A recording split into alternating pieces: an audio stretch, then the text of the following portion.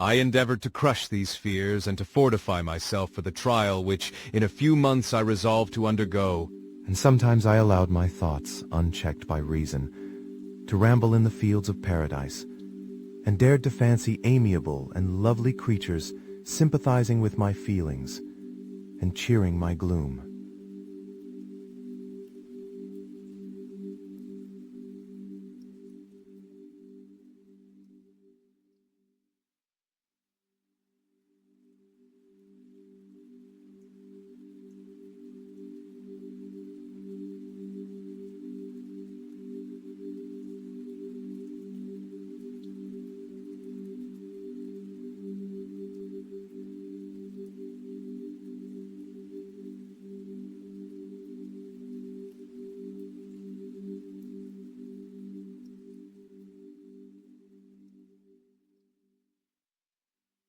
No Eve soothed my sorrows, nor shared my thoughts.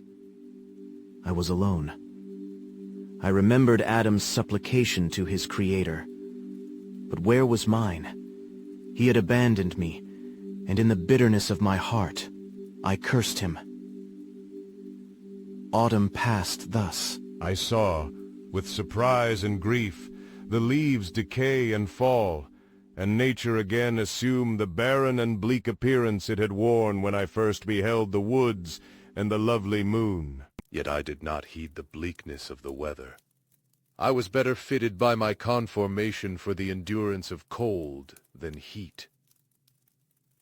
But my chief delights were the sight of the flowers, the birds, and all the gay apparel of summer. When those deserted me, I turned with more attention towards the cottagers.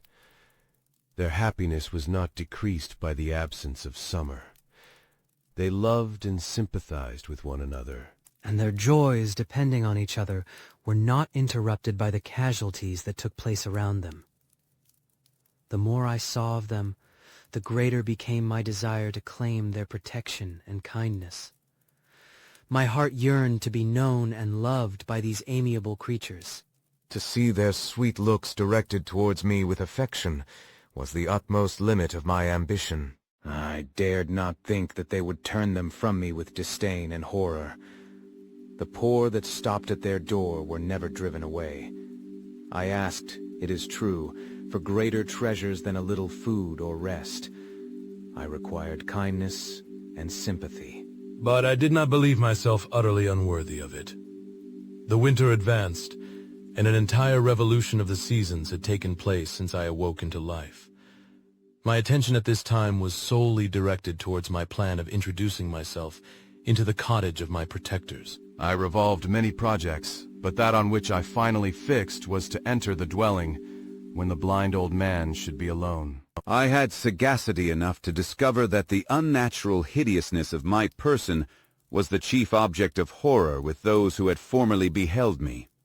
My voice, although harsh, had nothing terrible in it. I thought, therefore, that if in the absence of his children I could gain the goodwill and mediation of the old de Lacy, I might by his means be tolerated by my younger protectors.